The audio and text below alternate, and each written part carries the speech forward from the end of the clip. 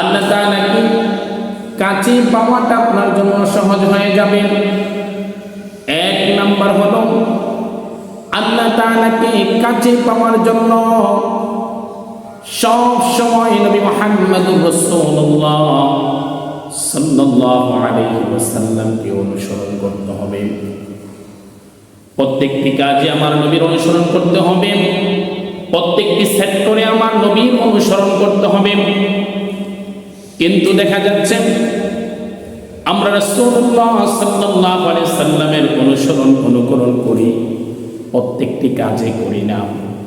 নামাজের ক্ষেত্রে আমার নবীর অনুসরণ করি, রোজার ক্ষেত্রে আমার নবীর অনুসরণ করি, যাকাতের ক্ষেত্রে আমার নবীর অনুসরণ করি, হজের ক্ষেত্রে আমার নবীর অনুসরণ করি।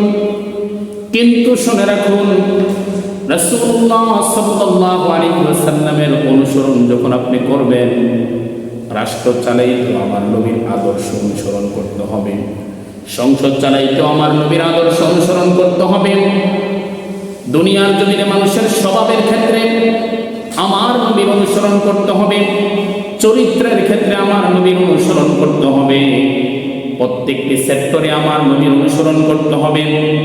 মসজিদে শুধু নবীর অনুসরণ করলে চলবে না, রোজার সময় শুধু নবীর অনুসরণ করলেই চলবে না, মসজিদে ঢোকার সময় আমার নবীর আদর্শ রয়েছে, আমার নবীর সুন্নাহ রয়েছে, মসজিদ থেকে বের হইবার সময় আমার নবীর আদর্শ রয়েছে, আমার নবীর সুন্নাহ রয়েছে। আপনি যখন টয়লেটে প্রবেশ করবেন, আমার নবীর আদর্শ রয়েছে, আপনি যখন টয়লেট থেকে বের হবেন, আমার নবীর সুন্নাহ রয়েছে, আপনি যখন খানা খাবেন, আমার নবীর আদর্শ রয়েছে, আপনি যখন খানা শেষ করবেন, আমার নবীর আদর্শ রয়েছে, আপনি যখন ঘুমাইতে যাবেন, আমার নবীর আদর্শ রয়েছে, অনুসরণ রয়েছে, আপনি যখন ঘুম থেকে উঠবেন, আমার নবীর আদর্শ রয়েছে, আমার নবীর অনুসরণ রয়েছে।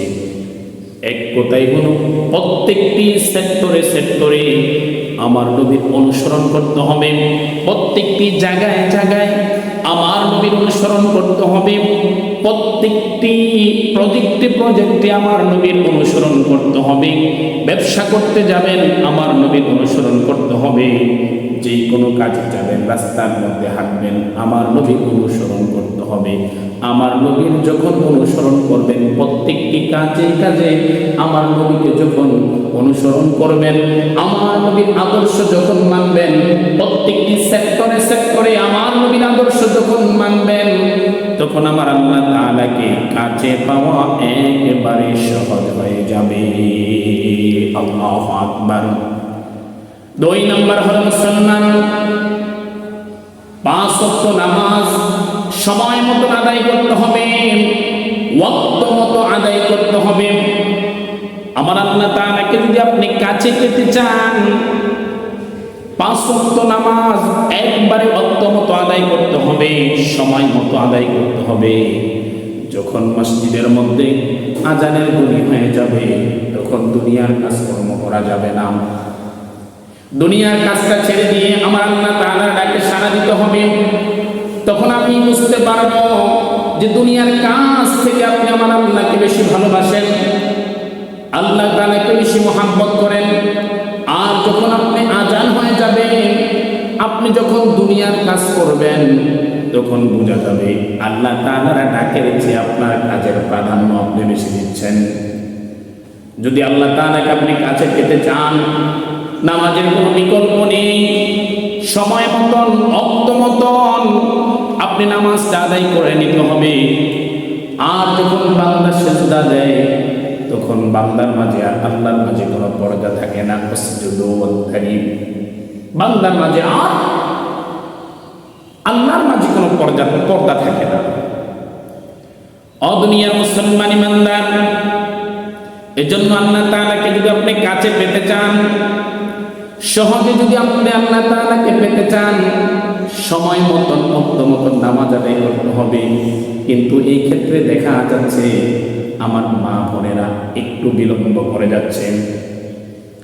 তারা নামাজ পড়বে এতটুকুই শোনা যাচ্ছে, জোহরের নামাজ পড়তে পড়তে আসরের সময় হয়ে যায়, ঠিক না?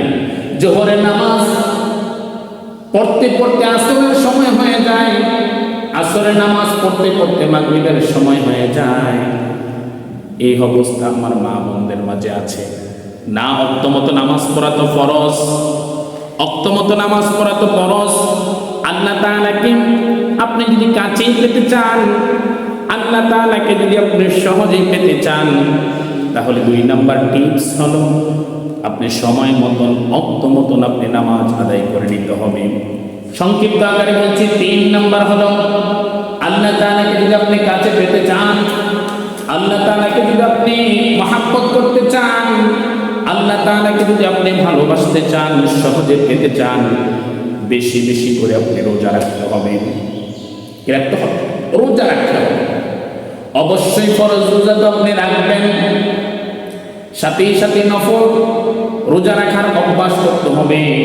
নফল ইবাদত করার অভ্যাস, নফল রোজা রাখার অভ্যাস করতে হবে। সোমবার বৃহস্পতিবার দিন রোজা রাখার চেষ্টা করতে হবে। মাসের 13, 14, 15 কিংবা 14, 15, 16 রাসূলুল্লাহ সাল্লাল্লাহু আলাইহি সাল্লাম সব সময় রোজা রাখতেন। এই নফল রোজাগুলো রাখতে হবে। ফরজ রোজা তো অবশ্যই আপনি রাখবেন, সাথে সাথে নফল রোজা রাখার একটা অভ্যাস করতে হবে। 4 নাম্বার হলো বেশি বেশি করে কোরআন তেলাওয়াত করতে হবে। আপনি যখন কোরআন তেলাওয়াত করবেন আপনার কলবটা পরিষ্কার হয়ে যাবে। আপনি যখন বেশি বেশি কোরআন তেলাওয়াত করবেন আল্লাহর সাথে আপনার সম্পর্ক অতি তাড়াতাড়ি হয়ে যাবে। আর যখনই আপনি কোরআন তেলাওয়াত করবেন অর্থ সহকারে তেলাওয়াত করার জন্য চেষ্টা করতে হবে। কি করতে হবে? অর্থ সহকারে কোরআন তেলাওয়াত করার জন্য চেষ্টা করতে হবে। দুনিয়ার মুসলমান ইমানদার, লক্ষ্য করে শুনে নেন, আপনি প্রয়োজনে কম পড়েন, অর্থ সহকারে পড়ার জন্য আপনি চেষ্টা করবেন। অর্থ সহকারে যদি আপনি কোরআন তেলাওয়াত না করেন, আল্লাহ তাআলা কোরআনের মধ্যে আমাকে আপনাকে কি বলছে আপনি বুঝবেন না। আমাকে আপনাকে আল্লাহ কোরআনের মধ্যে কি বলছে আপনি বুঝবেন না।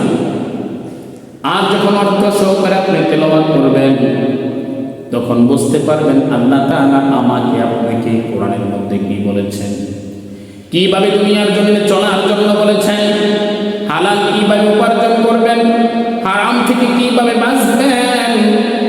আল্লাহ তাআলা এটা কোরআনের মধ্যে বলে দিয়েছেন। গুনাহ থেকে আপনি কিভাবে মুক্ত থাকবেন, বেশি বেশি সওয়াব আপনি কিভাবে অর্জন করবেন। যদি আপনি অর্থ সহকারে না পড়েন তাহলে আপনি বুঝতে পারবেন না।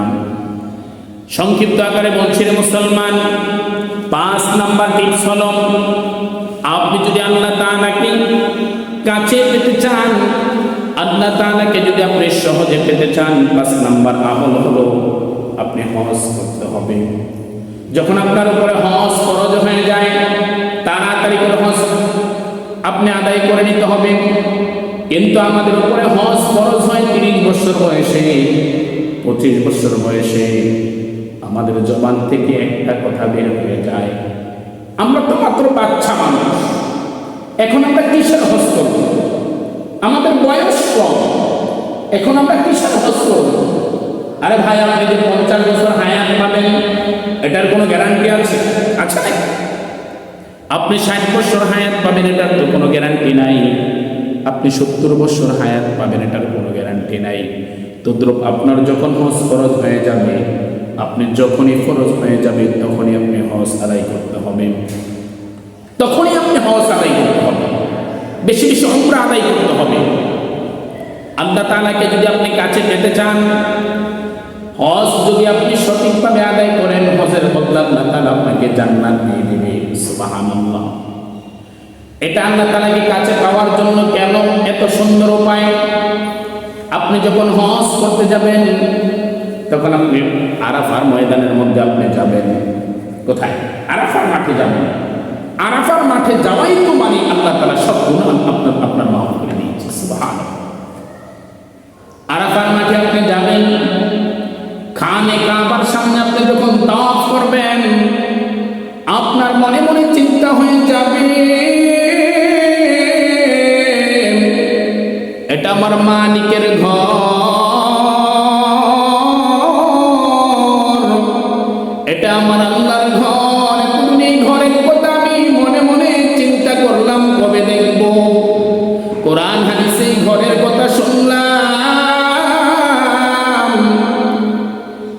আজকে এই ঘরটা আমি নিজের চোখে আমি দেখতেছি, কলিজার টান বানায় না, কলিজা মানায় না, কলিজার মধ্যে পানিগুলো শুকায় গিয়েছে।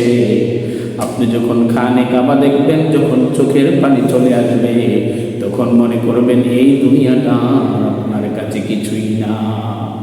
আপনি যাকে যখন বলবেন লাব্বাইকা লাব্বাইক লা শারীকা লাব্বাইক, ও আল্লাহ আমি হাজির, আমি আপনার গোলাম, আমি হাজির আপনার কাছে, আপনি আমাকে ক্ষমা করে দেন। যখন এভাবে আল্লাহর দরবারে হাজিরা দিবেন, আল্লাহ তাআলাকে কাছে পাওয়া আপনার জন্য সহজ হয়ে যাবে।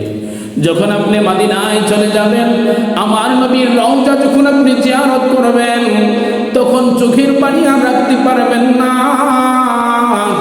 আমার নবীর ব্যাপারে আপনার চিন্তা চলে আসবে। এতদিন আমার নবীর রওজার কথা শুনলাম, এতদিন আমার নবীর কথা শুনলাম, আজকে আমি আমার নবীর রওজাটা নিজের চোখে আমি দেখলাম।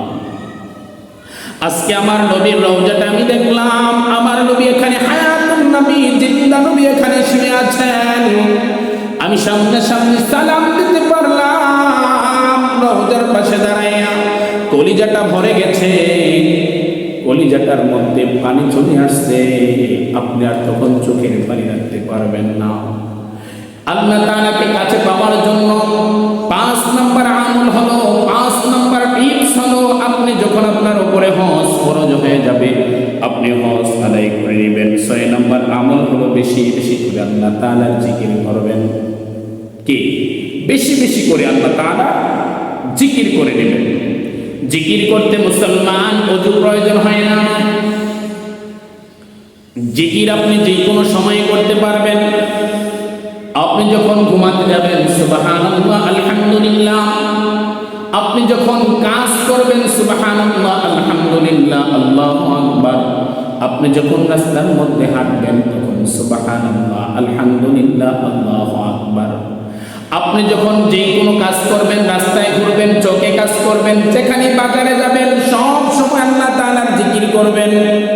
জিকির করতে করতে যখন আপনার জবানটা পবিত্র হয়ে যাবে, আল্লাহর নবী সাল্লাল্লাহু আলাইহি সাল্লাম বলেন, যেই বান্দা জিকির করতে করতে তার জিহ্বাটাকে তাজা রাখবে, কাল কিয়ামতের ময়দানে আল্লাহ তাআলা তাকে হাসাইতে হাসাইতে জান্নাতে প্রবেশ করাই দিবেন।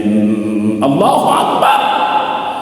মুসলমান ইমানদার আল্লাহর গোলাম, তাহলে আল্লাহ তাআলাকে কাছে পাওয়ার জন্য, আল্লাহ তাআলাকে সহজে পাওয়ার জন্য 6 নম্বর আমল হলো বেশি বেশি করে আল্লাহ তাআলার জিকির করতে হবে।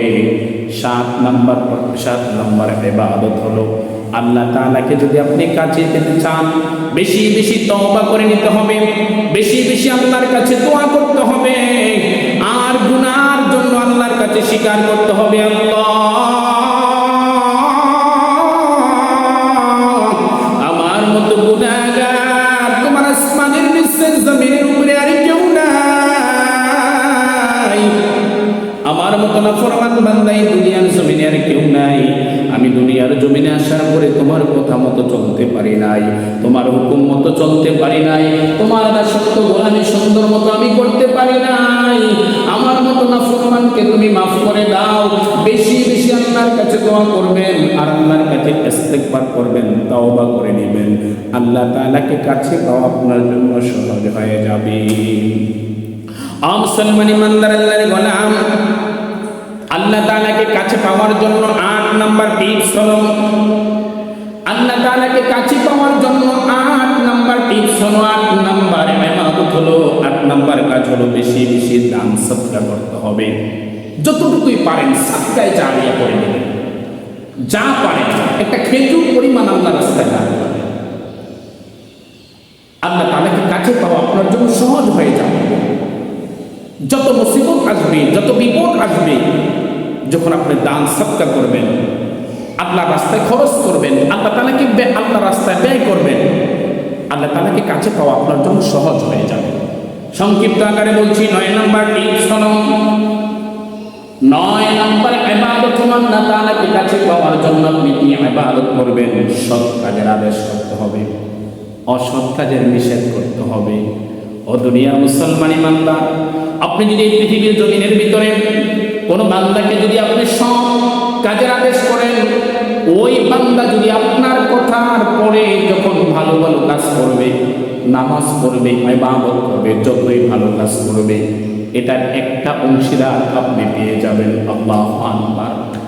আর আপনি যখন অসৎ কাজের নিষেধ আপনি করবেন, নিষেধ যখন আপনি করবেন, করার পরে ওই বান্দা যতদিন পর্যন্ত খারাপ কাজ করবে না, খারাপ কাজ থেকে বিরত থাকবে, ততক্ষণ পর্যন্ত আপনি ওইটার একটা অংশীদার আপনি হয়ে যাবেন, আপনি পাইতেই থাকবেন। সুবহানাল্লাহ।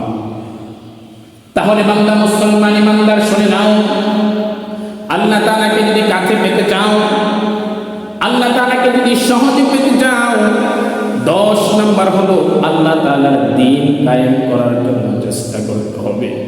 এটাই হলো সবচেয়ে বড় আমাদের কাজ। এই দুনিয়ার জমিনের ভিতরে আল্লাহ তাআলার দ্বীন কায়েম করার জন্য যত কষ্ট আছে স্বীকার করে নিতে হবে।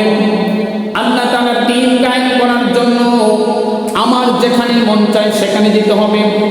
আমার দ্বীন, আল্লাহর দ্বীন কায়েম করার জন্য যদি ঘর ছেড়ে দিতে হয় ছেড়ে দিতে হবে, যদি বাড়ি ছেড়ে দিতে হয় ছেড়ে দিতে হবে, যদি সন্তানাদি ছেড়ে দিতে হয় ছেড়ে দিতে হবে, যদি সব কিছুর সম্পদের কোরবানি করতে হয় করতে হবে, তারপর আল্লাহর জমিনে আল্লাহর দ্বীন কায়েম করার জন্য চেষ্টা করতে হবে। আল্লাহ তাআলার দ্বীন কায়েম করার জন্য যদি আপনি চেষ্টা করেন, আপনি যদি ইসলামী আন্দোলনের মধ্যে আপনি যদি সমর্থন থাকেন, ইসলামী আন্দোলন যদি আপনি করেন, আর যাই করুক না কেন আল্লাহ তাআলা আপনাকে জাহান্নাম দিবে না, এটা আপনি নিশ্চিত থাকতে পারেন ইনশাআল্লাহ। এই জন্য আপনি ইসলামী আন্দোলনের মধ্যে আপনি সমর্থন হিসাবে থাকতে হবে। মুসলমান ইমানদার, এই দুনিয়ার জন্য যত ঝুঁকি আসুক না কেন, যত মুসিবত আসুক না কেন, ওপর থেকে যতই চাপ আসুক না কেন, আল্লাহর দ্বীন থেকে, আল্লাহর রাস্তা থেকে, কোরআনের পথ থেকে আমাদেরকে কোন পরিমাণ সরাইতে পারবে, এই চিন্তা আমাদের থাকতে হবে। এই চিন্তা আমাদের মাথায় থাকতে হবে যে আল্লাহর রাস্তা থেকে যেন আমাদেরকে কোনো মুনাফিক, কোনো বেঈমান আমাদেরকে সরাইতে না পারে। আল্লাহ তৌফিক দান করুন।